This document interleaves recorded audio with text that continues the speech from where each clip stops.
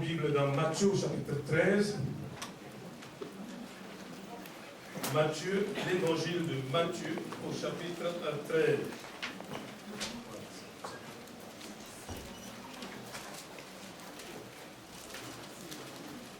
J'espère que vous allez bien. Amen.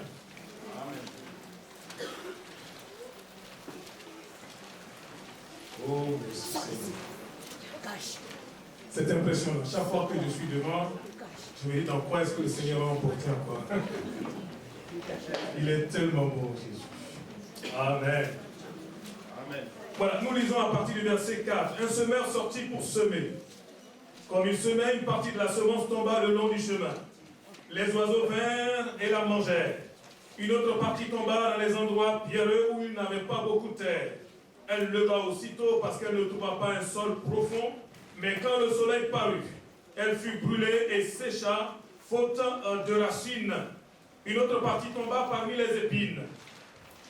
Les épines croissèrent, montèrent et l'étouffèrent. Une autre partie tomba dans la bonne terre. Elle donna du fruit, un grain 100, un autre 60 et un autre 30. Que celui qui a des oreilles pour entendre, entende. Amen. Le Seigneur dit que celui qui a des oreilles pour entendre, entende. Ah, je me dis, mais si on a des oreilles, normalement c'est pour entendre. Oui, parce que Jésus n'est pas venu pour instaurer une autre religion. Il n'est pas venu pour, à la limite, faire la courbette aux différents chefs religieux. Il n'est pas venu pour, si vous voulez, encore dérouler là, d'autres tralala. Ce n'était pas ça. Le véritable enjeu, il est question de son royaume. Ce n'est pas un royaume visible, sinon au travers de ses effets dans la vie d'un être humain. Mais le véritable royaume, c'est quand Dieu règne sur les cœurs. Quand Dieu règne sur mon cœur, quand Dieu règne sur ton cœur, amen. Ce que Dieu veut, c'est des cœurs qui lui soient soumis, et c'est ça la volonté de Dieu. Afin qu'à notre tour, remplis de son esprit, nous puissions impacter, influencer au maximum notre environnement pour la cause et la gloire de Dieu. Quelqu'un peut dire amen? Amen. Alléluia. Nous ne sommes pas comment on dit ça? Un monument, nous ne sommes pas une tour, nous sommes un mouvement de l'esprit, un mouvement de Dieu sur nos cœurs, amen. Et ce que Dieu veut, c'est notre cœur. C'est pour ça que je vous pose la question, quelle est la vraie nature de ton cœur? Parce que ton cœur, c'est l'enjeu le plus important. Ton cœur, c'est le terrain de bataille le plus important que tu puisses croire, amen. Souvent, nous sommes là en train de parler, par exemple, du combat spirituel. Mais le véritable combat spirituel, c'est dans ton cœur. C'est à l'intérieur de toi, c'est là que tout se passe. Et nous voyons au travers de cette petite pensée, de ces paroles que le Seigneur apporte, là des choses qui vont nous aider ce matin, je le crois. Amen. Parce que ton cœur, c'est important. Dieu veut régner sur ton cœur. Dieu veut conquérir ton cœur. Dieu veut toucher ton cœur. Dieu veut t'amener à réaliser qu'il a besoin de ton cœur. Amen. Dieu peut faire de grandes choses, mais il a besoin de ton cœur. Dieu peut faire des miracles, mais il a besoin de ton cœur. Amen. Dieu veut passer au travers de toi. Dieu ne va pas utiliser des anges. Il va passer par des êtres imparfaits comme toi et moi, remplis de son esprit, remplis de sa parole, avec un cœur qui lui soit soumis, afin que lui puisse faire ce qu'il a envie de faire. Amen. Amen. Vous voyez comment c'est important? Et il nous a dit ici que Jésus a commencé à parler, non pas aux chefs religieux, non pas aux pharisiens, aux scribes hypocrites, mais à ses propres disciples. Vous savez pourquoi? Parce qu'au chapitre 12, au verset 22, on lui amena un démoniaque aveugle et muet, il le guérit, de sorte que le muet parlait et voyait. Toute la foule étonnée, disait, n'est-ce point là le fils de David? Les pharisiens, en colère, ayant entendu cela dire, cet homme ne chasse les démons que par Belzéboul. Autrement dit, ils sont en train de dire que celui-là, parce que quand le peuple a commencé à lire, celui-ci, n'est-ce pas le fils de David? Eux, ils ont bien compris. Le peuple était en train de dire, celui-là, n'est-ce pas le Messie? Et eux, ils ne voulaient pas de cette royauté. Ils ne voulaient pas de ce royaume. Ils attendaient un royaume en physique, un royaume politique, qui viendrait pour goûter dehors là, les Romains. Et donc là, ce truc spirituel, ça ne les arrangeait pas. Amen. Quand Jésus dit par exemple dans Matthieu 11, 28, venez à moi, vous tous qui êtes fatigués et chargés, et ils disent on n'en veut pas. Nous on veut vraiment des gens super forts, qui ont des armes, qui viennent là et qui chassent nos assaillants. Et donc là, ils rejettent complètement le ministère. Ils rejettent la personne de Jésus. Et si vous faites attention, à partir du chapitre 12, Jésus va changer de tactique. Jésus va changer de méthode. Il ne va plus parler à la grande foule, mais il va s'adresser au cœur. Amen. Il est venu chercher et sauver ceux qui étaient perdus. Luc 19, verset 10. Il est venu te chercher. Il est venu pour te rencontrer. Il est venu, nous sommes dans la foule. Et c'est ça qui me fait peur. En même temps que je rends grâce à Dieu, dans cette foule-là, un jour, sache-le, tu auras à comparer devant Dieu. Tu seras seul avec ton Créateur. Et c'est pour ça que Amos dit, est-ce que tu es prêt? Prépare-toi à la rencontre de ton Dieu. Tu dois être prêt. Un jour, tu vas sortir de la foule. Je vais sortir de la foule. Je serai là. Il n'y aura plus papa ni maman. Il n'y aura plus un frère ni une soeur. Il n'y aura plus le pasteur. Il n'y aura aucun responsable. Tu seras tout seul. Tout seul devant Dieu. Et ce qui est important, ça sera l'état de ton cœur. Je crois qu'aujourd'hui, ce que Dieu veut, dans un monde qui est perturbé, dans un monde qui cherche ses valeurs, c'est que nous soyons un peuple spirituel, rempli de Dieu, de sa parole, et qui donc allons bouleverser ce monde pour la cause du Seigneur. Amen. Amen. Alléluia. Amen. Oh, le véritable royaume, c'est dans les cœurs. Parce que Dieu veut révéler des mystères cachés. D'ailleurs, quand on lit au verset 10 du chapitre 13, les disciples s'approchent de Jésus et lui disent, pourquoi leur parles-tu en parabole? Jésus leur répond, parce qu'il vous a été donné de connaître les mystères du royaume. Il y a des choses cachées. Amen. Il y a des choses secrètes. Et le Seigneur parle ici en parabole. Pourquoi? À ceux qui sont des religieux, à ceux qui sont dans le train-là, il leur parle en parabole. C'est quoi les paraboles? Les paraboles, ce sont des petites histoires que Dieu prend de la vie quotidienne, à partir desquelles il va donc illustrer des vérités spirituelles hautement profondes et qu'ils ne pourront pas comprendre autrement. Regardez, quand il parle par exemple du semeur, quand il parle du semeur qui est en train de semer, si ça trouve là même où il est en train de prêcher là, on lève la tête comme ça et on voit le semeur là dans le fond en train de le faire. Il ne fallait pas avoir bac plus 20 pour comprendre ça. C'était simple. Mais en même temps, derrière cette simplicité, il y avait une leçon qui, elle est vraiment profonde. Des paraboles. Amen. Mais ces paraboles-là étaient comme un message voilé. Un message caché, cacheté. Un message là que tout le monde ne pouvait pas percevoir. Dieu parle au cœur de ceux qui veulent l'entendre. Que celui qui a les oreilles ce matin entende ce que Dieu dit. Dieu veut te parler. Amen.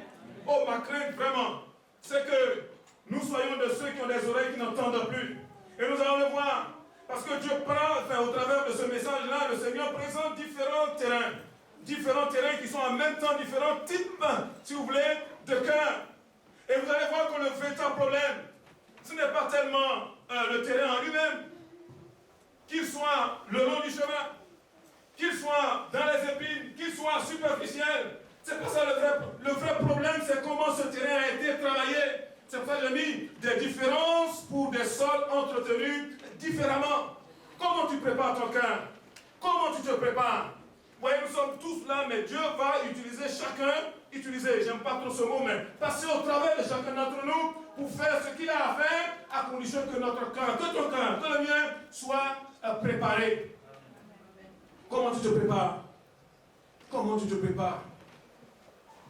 Il nous a présenté ici 4 types de terrains. Le premier, c'est le long du chemin.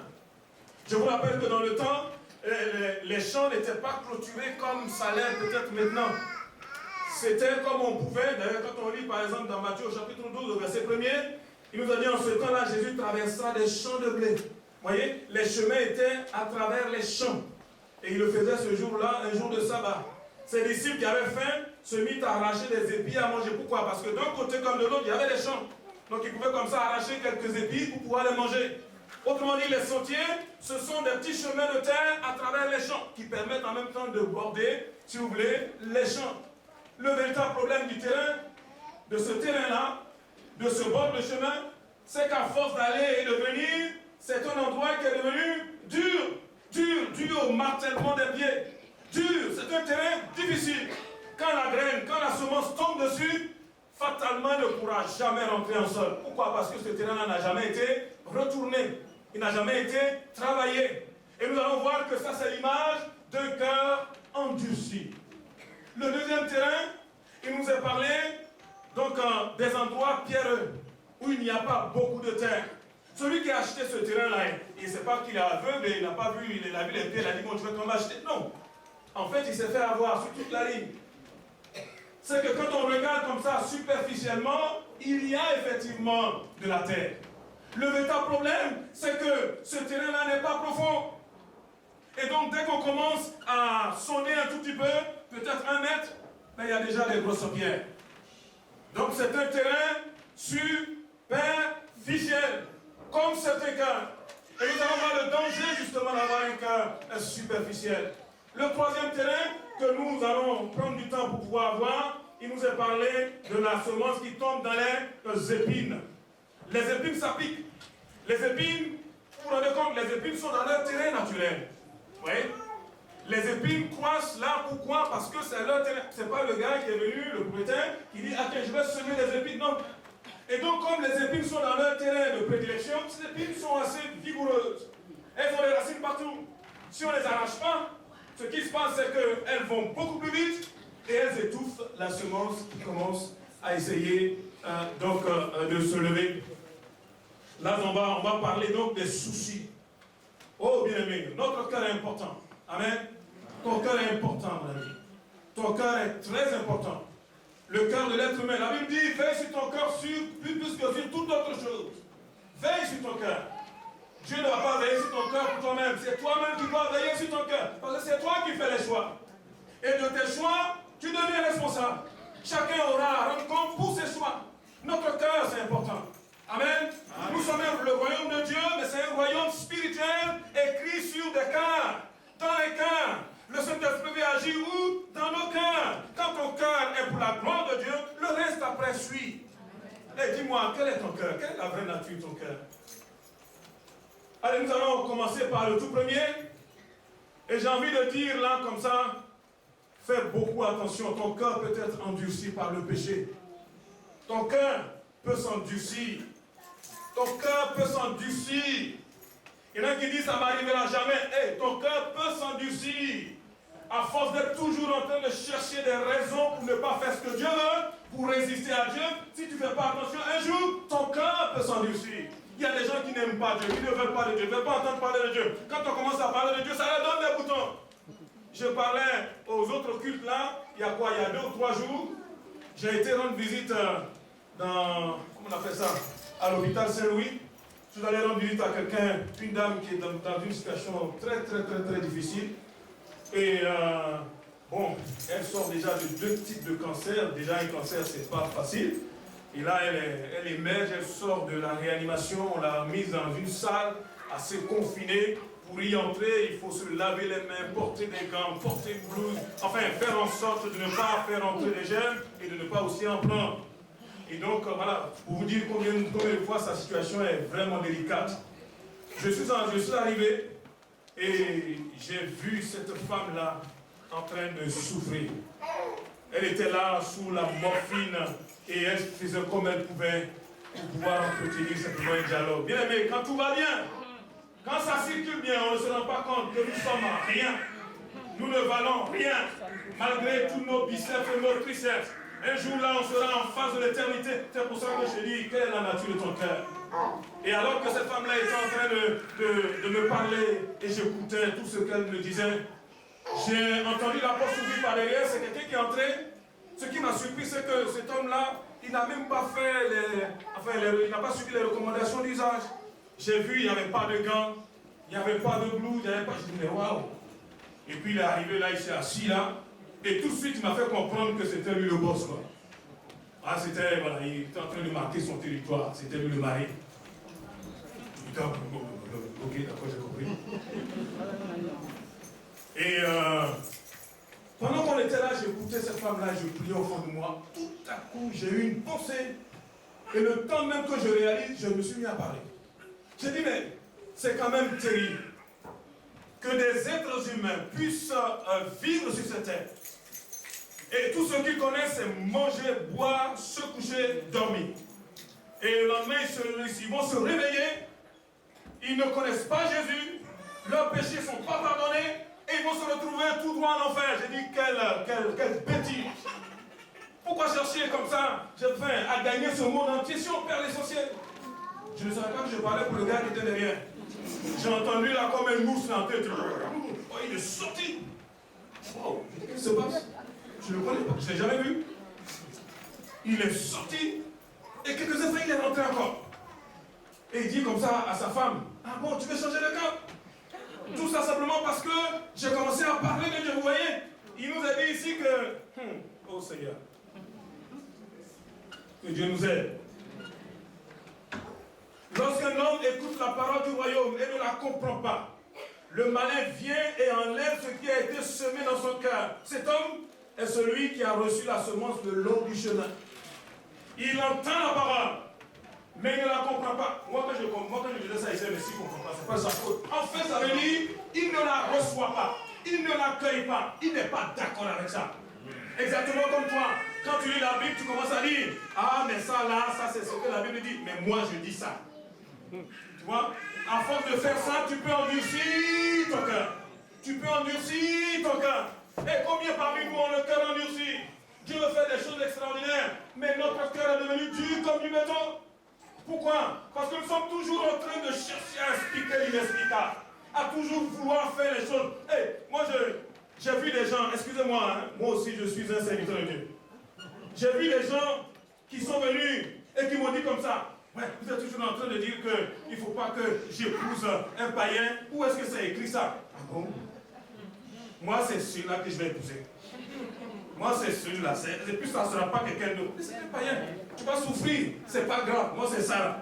Vous voyez, la Bible dit, mais moi je dis que on endurcit son cœur. Vous savez ce qui s'est passé? La personne a fait des pieds et des mains pour pouvoir juste épouser cette personne. Et c'est son problème.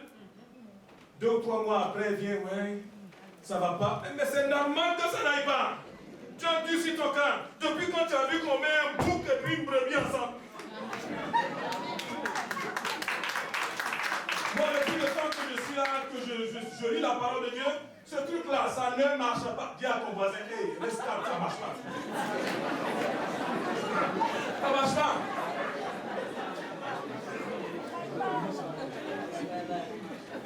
On est là toujours à vouloir endurcir son cœur. Et vous savez comment le Saint-Esprit nous conduit?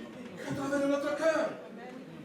C'est pour ça qu'il faut que ton cœur soit touché. Il faut que ton cœur soit sensible. La Bible dit que celui qui est en Christ, le Seigneur enlève le cœur de pierre, il enlève et il met à la place un cœur de chair, capable de sentir. Amen. Quand on a un cœur endurci, on n'est pas chrétien, on n'est pas enfant de Dieu. Et pourtant, dans nos églises, dans la foule, il y en a plein qui sont là et qui s'endurcissent. Hey, ton péché peut t'endurcir. Dieu résiste au cœur endurci. Dieu est capable de briser ce cœur-là. Amen. Je ne sais pas si vous avez remarqué, il nous a dit que celui-là, il a parlé des oiseaux. Des oiseaux là qui volent et qui voient la graine. Parce que là où elle est la nuit, hein, qu'est-ce que font les oiseaux? Ben, ils descendent, ils prennent la graine.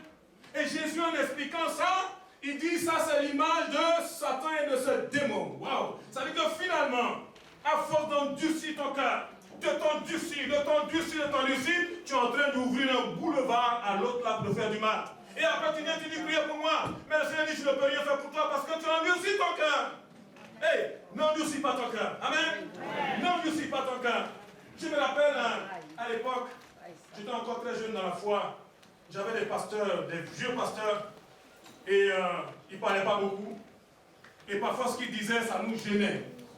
Je me rappelle quand il y avait des jeunes sœurs là qui venaient, qui se convertissaient, ils les regardaient comme ça. C'est du temps, enfin pour les instructions un peu plus âgées, c'est du temps où il y avait des gens qui avaient beaucoup d'argent. Chez moi, on les appelait les grottos. C'est des gens qui ont les moyens et qui entretenaient comme ça, à côté de leur propre famille, ils entretenaient comme ça des jeunes filles en faculté, je ne sais pas où, alors qu'ils ont leur famille, leurs enfants. Et ce sont ces sœurs-là qui ont été touchées par la parole de Dieu et qui viennent au Seigneur. Et vous savez ce que les pasteurs disaient? Hé, mademoiselle, coupe avec ce monsieur-là, c'est pas ton mari. Arrête avec lui. Et je disais, mais les pasteurs sont Dieu. Heureusement que c'était des vieux pasteurs. Mais c'est eux qui avaient raison. Toutes celles qui ont dit non, nous on va quand même continuer là. Aujourd'hui, en regardant dans le téléviseur, il n'y a même pas une seule qui est debout. Pourquoi? Parce que ça devient un piège. Et dis-moi, quand tu t'endurcis là, ça fait combien de temps que tu t'endurcis? Quand le Seigneur te dit sors de là, tu dis non, tu cherches à expliquer l'inexplicable. Un jour, tu auras des comptes à rendre à Dieu. Ce qui est important, ce n'est pas la foule. Mais un jour, tu te présenteras devant le Seigneur. Tu seras seul. Seul. personne pour t'accompagner. Il n'y aura ni papa, ni maman, ni pasteur, ni ancien, ni jeune d'ailleurs. Tu seras seul. Seul. Seul tu rendras des comptes. Le fils rendra des comptes pour lui-même. La fille rendra des comptes pour elle-même. Les parents rendront des comptes pour eux-mêmes. Ce que Dieu veut ce matin, c'est que tu puisses revenir à toi-même et que tu laisses Dieu vraiment toucher ton cœur afin qu'au travers de ta vie, il puisse te faire vivre des choses qui sont pour sa gloire. Dis Amen quand même. Voyez le cœur endurci. En tant qu'enfant de Dieu, notre cœur n'est pas endurci. Un véritable enfant de Dieu a un cœur qui est vraiment souple entre les mains de Dieu. Sinon, comment Dieu va te parler? Sinon, comment Dieu va te parler? Parfois, je viens là, et d'ailleurs, souvent, je tremble, je ne sais même pas comment je vais faire. Je suis là, vous voyez ça de l'extérieur, ça n'est même pas ce qui se passe quand on est devant ici. Mais on est obligé d'écouter Dieu, on est obligé de le suivre. Et si je savais dans les minutes là qui précédaient ce qui allait se passer ici, je ne serais même pas venu là en disant comme ce soir. Je me dis, Seigneur, je fais comme tu veux. Je dis ce que tu me dis de dire. C'est ça la vie de l'esprit. Amen. S'attendre à Dieu. Dans ta vie, il y a des choses que Dieu veut faire. Mais si tu ne le laisses pas faire, tu ne vas pas t'en sortir. Il y a un frère qui disait comme ça, moi, chaque fois on dit, ouais, Dieu dirige les gens, Dieu conduit les gens par son esprit. Moi, Dieu ne fait rien pour moi. En fait, ça dépend de ce qu'il y a dans ton cœur.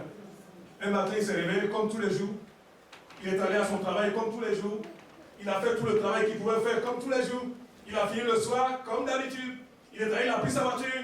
Il a commencé à rentrer chez lui en disant, ouf, enfin, oh, là, une journée qui se termine, je vais rentrer tranquillement chez moi. Le problème, c'est qu'il arrive à un rond-point, et là, ce n'était pas comme d'habitude. D'habitude, il tournait à droite. Dieu lui dit, tu tournes à gauche. Il regarde à gauche, c'est un bas-fond là, c'est des quartiers mal famés. C'est pas le coin où il faut trop traîner. Et le Seigneur lui dit au fond de son cœur, va à gauche. Mais qu'est-ce que je vais faire à gauche? C'est un quartier difficile. Si ça trouve, c'est ça seul.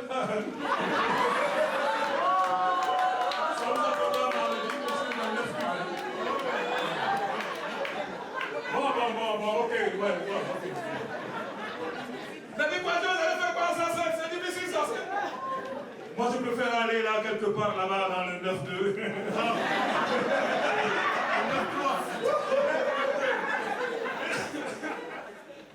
Et puis, il était là en train de discuter. Vous voyez, le cœur dur. En train de discuter. Dis-moi, ça fait combien de temps toi tu discutes avec Dieu? Et un moment, il a dit, bon, ok. Il ne savait même pas que c'est avec Dieu qu'il est en train de parler. Parfois, on croit que ça va venir comme avec un ange. Et Dieu parle dans ton cœur simplement. Un moment, il a tourné à gauche. Après, c'est droite, gauche, gauche, droite. Et il arrive devant un magasin. La femme lui dit, rentre dedans. Tu fais quoi dedans? Il dit, va et achète un pack de lait. Du lait. Mais je n'ai pas de bébé à la maison. Ça fait longtemps que je suis âgé, je suis dur, là, je mange du solide. Je ne veux pas du lait. Pack de lait. Il dit au bon, j'en suis. Allons pour le pack de lait. Il rentre, il prend le pack de lait. Après, il rentre dans sa voiture. Gauche, droite, gauche, gauche, droite. Il arrive, il se retrouve là devant. Enfin, c'est un peu. Je jure, c'est certainement ça. C'est un peu comme dans les tours là.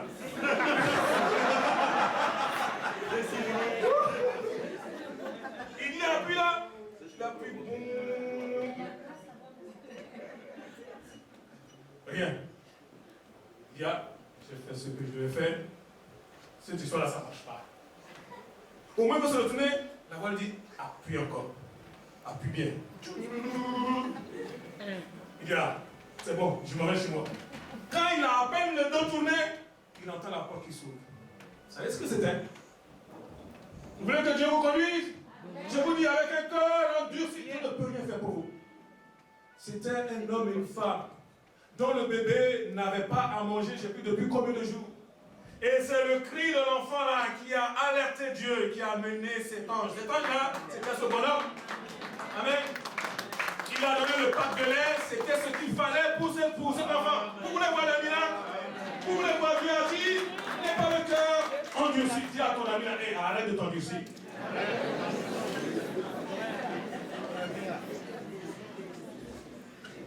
Vous comprenez pourquoi c'est important?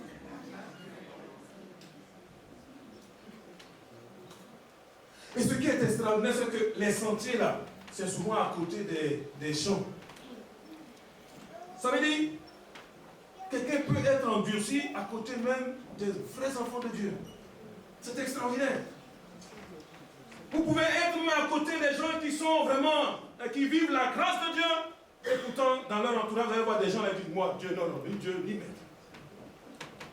C'est pour ça que je vous dis, nous qui avons le Seigneur, nous qui avons sa parole, bien aimés, soyons obéissants au Seigneur. Amen. Amen. Et Dieu nous aidera à conquérir le monde pour lui. Amen. Parce que Dieu peut briser le cœur même le plus endurci. Le deuxième terrain, nous l'avons vu, il nous a parlé d'un terrain superficiel. Et moi je dis, non seulement ton cœur peut s'endurcir, mais il y a un danger d'avoir un cœur enthousiaste, mais superficiel. Un cœur enthousiaste, un cœur qui se réjouit trop vite, qui est toujours en train de s'engager, mais à la légère, et qui court vite. Hey, s'il vous plaît, j'ai vu quand on commence une œuvre, il n'y a pas beaucoup de monde. Et les quelques personnes qui sont là, c'est toujours difficile de trouver des personnes qui vont dire oui, on veut aller avec toi. Quand Dieu montre la vision, et vous voyez comme ça apparaître des personnes qui sont toutes prêtes, vous voyez, volontaires, et qui sont enthousiastes, qu'est-ce que vous faites? Mais naturellement, vous leur permettez de faire les choses. Et souvent, c'est là que j'ai été le plus déçu. J'ai vu des gens qui, derrière ces sourires, derrière cette spontanéité, avaient une sorte de résistance là au fond d'eux-mêmes et véritablement d'orgueil même. Et oui, mais on ne le voit pas du premier coup. Et après on dit oui, Nathan, un chrétien il peut être possédé. Hey, laissez-moi vous ouvrir mon cœur. Je ne sais pas comment un démon, même comment le diable même peut faire pour posséder un véritable enfant. Je ne sais pas comment il va faire. Je ne sais pas. Un enfant qui a Christ dans sa vie, ce n'est pas possible. Mais vous savez ce qui se passe? C'est que ce sont des personnes qui ne se sont jamais véritablement engagées avec le Seigneur. Amen. Ils sont dans la foule. Et si ça se trouve, c'est ton cas ce matin. Dans la foule, tu t'es jamais repenti. Tu t'es jamais véritablement laissé Dieu là te briser. Briser où tu pleures sur ton péché. As-tu déjà pleuré sur ton péché? Le Seigneur dit dans Matthieu 4, verset 17, que si quelqu'un veut entrer dans son royaume, il faut qu'il se répente. La repentance, c'est important. Tu t'es déjà repenti? Repentir. Se repentir. Où on dit, Seigneur, vraiment ce que je suis en train de faire, c'est pas bon, c'est le péché. Tu n'aimes pas cela. Mais toi, tu es là toujours en train de chercher à justifier les choses. Est-ce que tu t'es repenti? Et je crois que le Seigneur va t'aider à te repentir. Parce que sans repentance, on ne peut pas entrer dans le royaume spirituel de Dieu. Amen. Amen.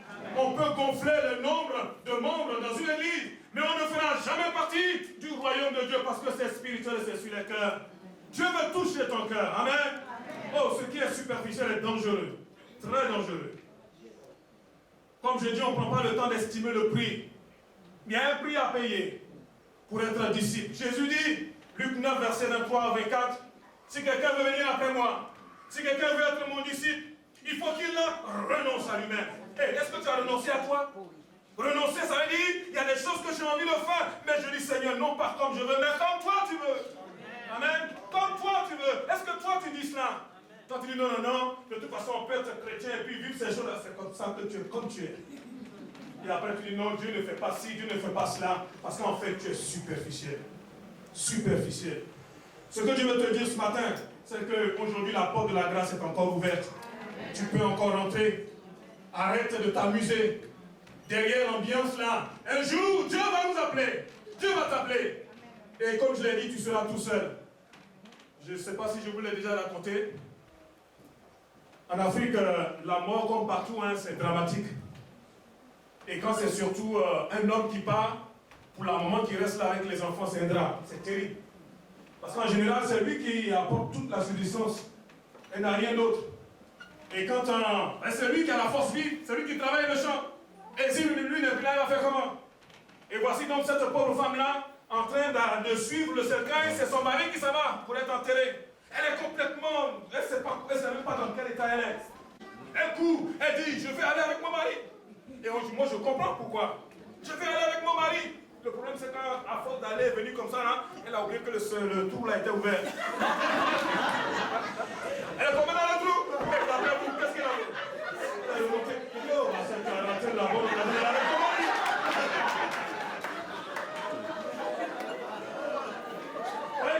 Un jour tu seras seul. Seul. On peut rire, hein? Je crois que c'est Sosem qui nous racontait le dimanche dernier, ce monsieur-là qui avait tellement de sous, il a dit, moi quand je vais mourir, sa femme, tu me promets, hein, quand je vais partir là, tu mets tous mes sous dans le sac. Tu vas mettre tes sous dans le sac, fais ça, fais quoi? Elle est chrétienne, elle a réfléchi, elle dit d'accord. Oh, j'aime bien cette femme-là. Amen. On va voir comment tu vas partir avec tes sous. Elle a eu l'idée. Tu crois qu'elle a été inspirée par ce Facebook? Je te fais un chèque. Elle a fait un chèque comment? Là où tu vas dans le royaume vraiment, là, tu vas utiliser ça là-bas.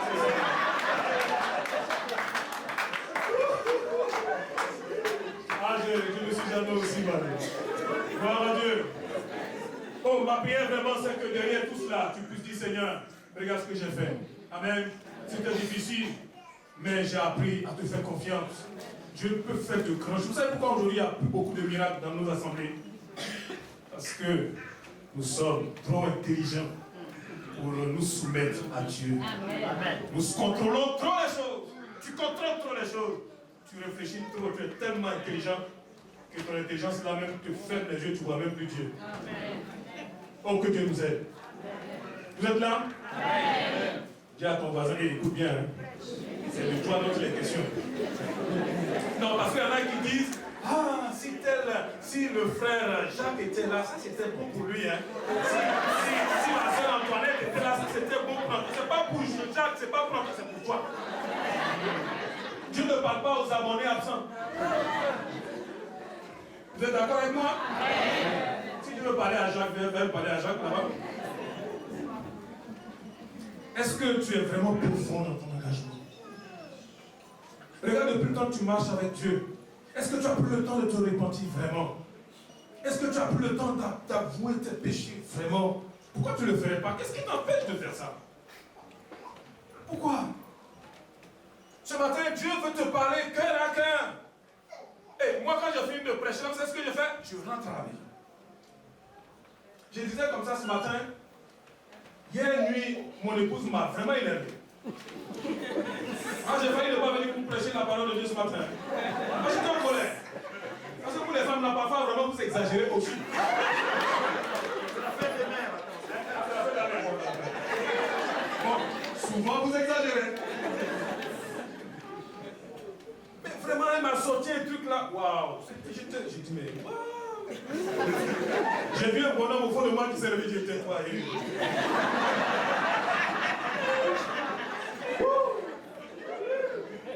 Mais j'étais là, je me suis dit, mais Patrick, c'est pas possible. Tu vas aller dire quoi demain? Tu vas te t'énerver à ta femme, tu vas aller dire quoi demain? Mais j'étais là, je tournais sur moi-même. Tu vas demander pardon, tu vas arranger ça. J'ai dit non, cher, tu vas. Il y a une bonne parfois vous croyez que les pasteurs là, ce sont des anges, ce sont des robots. Ils sont pas beaucoup. Je vous ai toujours dit, excusez-moi, je vais aux toilettes aussi. Hein. Et j'étais là, j'ai dit, mais hey, je voulais sortir. La petite voix me dit, tu peux pas aller comme ça, ça c'est. Faut que tu. J'ai dit, faut que je fasse quoi? Il faut qu'elle aussi accomplisse. Elle est en train de dire non.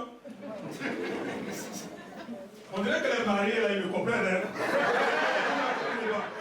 Je veux parler à nous mariés. Hein? Est-ce qu'on peut acclamer le Seigneur?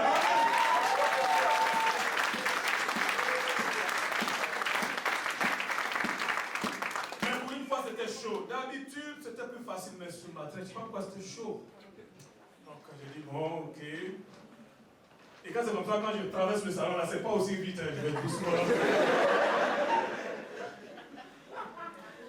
La porte là, elle dit chérie, oh elle ne dormait pas, hein. Je ne sais pas pourquoi elle n'est pas venue, elle n'a pas commencé. Il dit bon, vraiment je suis désolé, je demande pardon. Et quand j'ai dit ça, pendant que je suis en train de dire ça, vraiment j'avais des boutons au ventre là. Mais quand à peine, je vous dis c'est la vérité, hein. Je peux l'appeler pour lui demander. Quand j'ai fini de dire ça, elle me dit oh chérie, pardon. Je dis mais pourquoi tu n'as pas dit ça plus vite?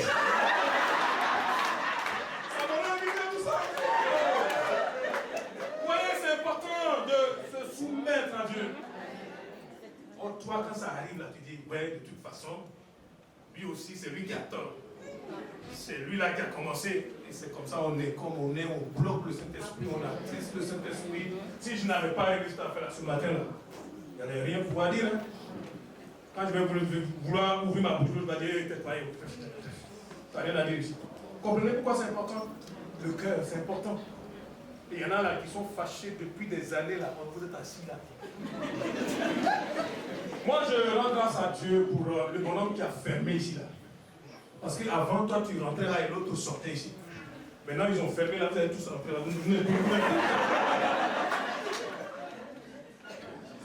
Seigneur. Tu peux continuer. Ah, honnêtement, là, c'est pas de ma faute, c'est le réveil. Il est marqué 1h moins 15. C'est pas grave. Oh. Mais merci Seigneur, tu as arrêté la montre. Je dois être dans le coin, j'ai pas fini. L'autre point est très important, je vais le faire rapidement, je sais que vous êtes fatigués.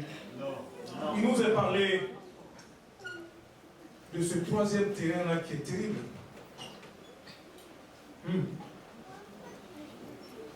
Il nous a dit, une partie tomba parmi les épines montèrent et l'étouffèrent. Et Jésus, en expliquant cela plus loin, il dit ceci. Celui qui a reçu la semence parmi les épines, c'est celui qui entend la parole, mais en qui les soucis du siècle, la séduction des richesses, étouffent cette parole et la rendent infructueuse. Les soucis. Les soucis. Et c'est terrible, hein? Les soucis. Les gens qui sont dans le monde là, eux-mêmes, ils ont des soucis. Oui, je vais boire.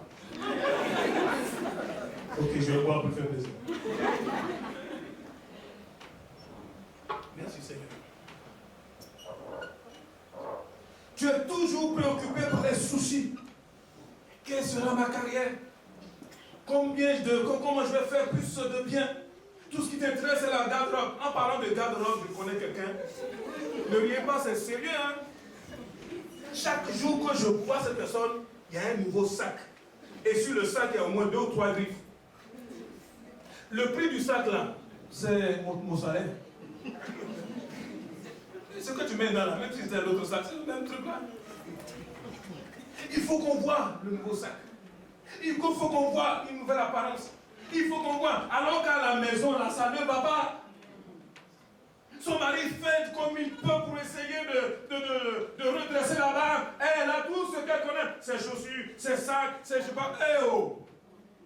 Vous voyez, le monde, les plaisirs du monde, tout ce qui les intéresse sont des plaisirs.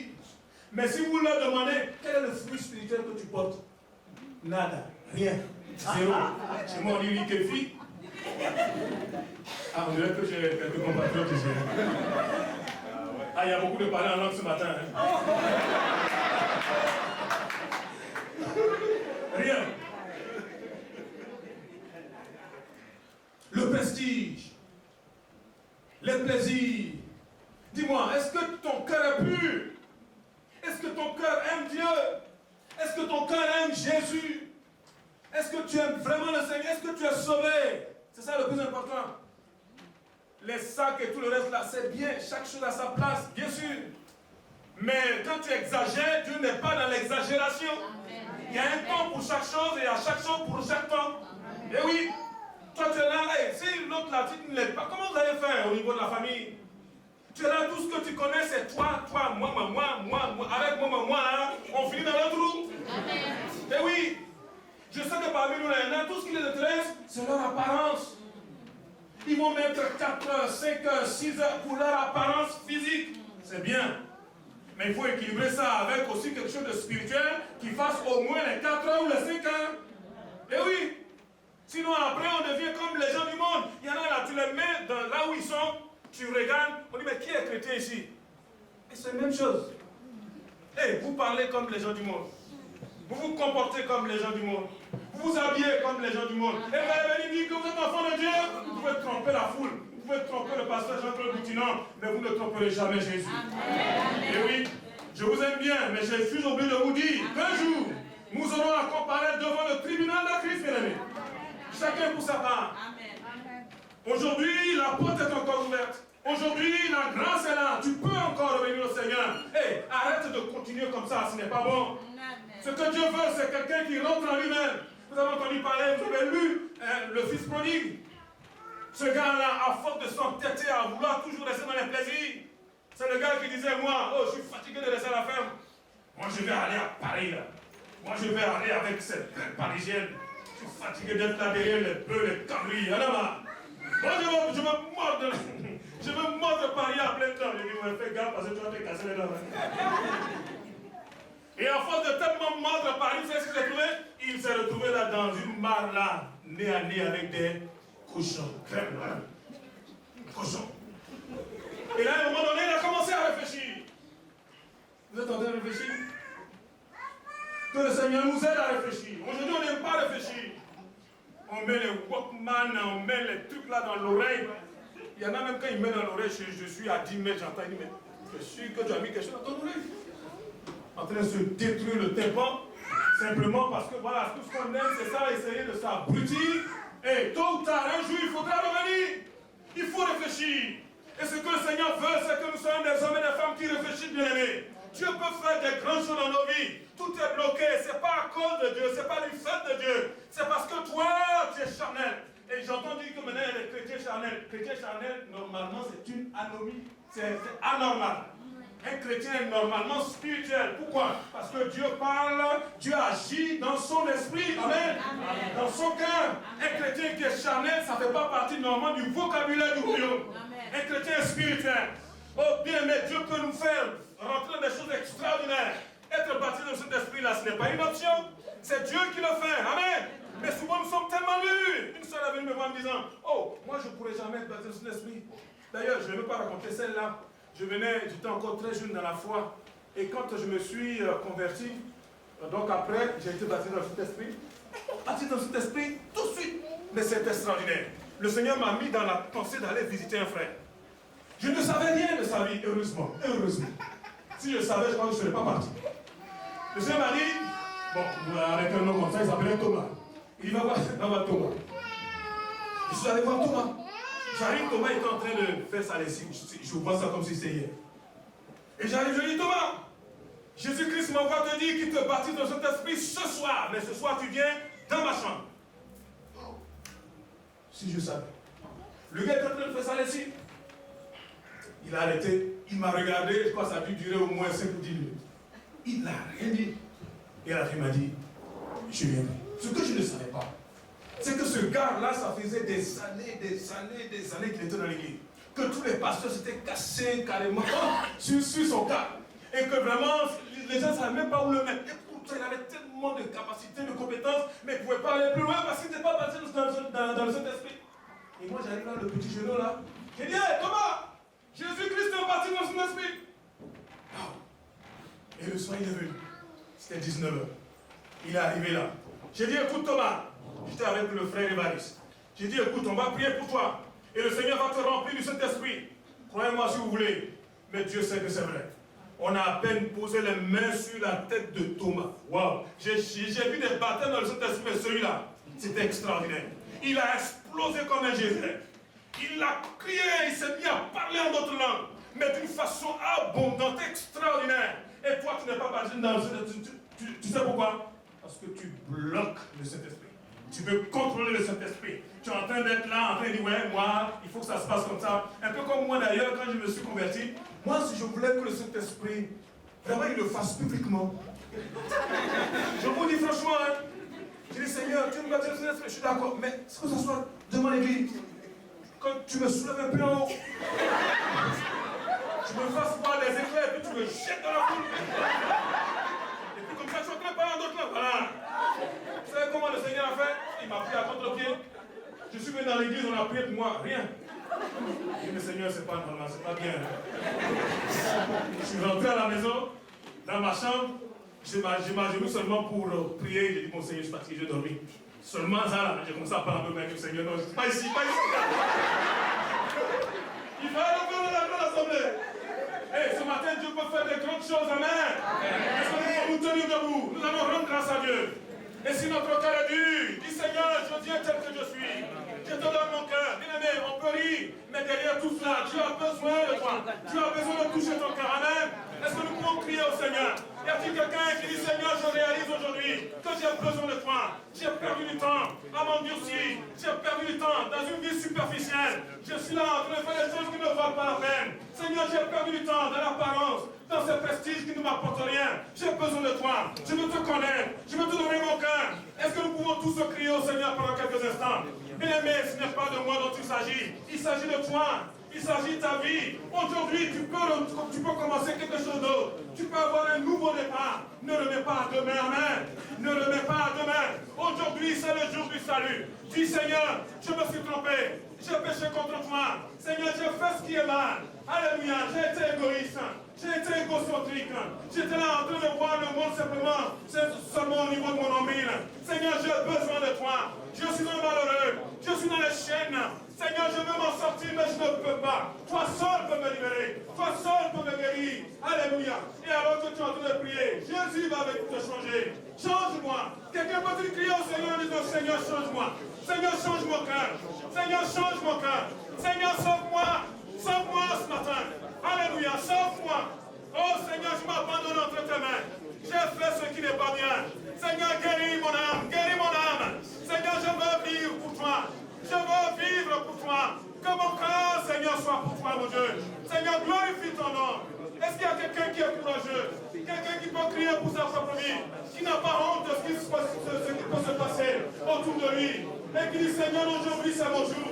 Aujourd'hui cette occasion est la mienne. Oui, je me suis mal comporté. Mais ton puissant, ton sang est puissant. Alléluia, ton œuvre est puissante. Ta croix peut me libérer ce matin. Seigneur, tel que je suis, pardonne-moi. Oh, je m'abandonne entre ta main. Secours-moi, Seigneur, et je serai secouru. Sauve-moi, et je serai sauvé. Délivre-moi, Seigneur. Casse mes chaînes. J'ai besoin de toi. J'ai besoin de toi. Je réalise combien j'ai fait du mal autour de moi. Seigneur, combien je pourris la vie. Seigneur, des uns et des autres. Alléluia. J'ai été tellement égoïste aujourd'hui.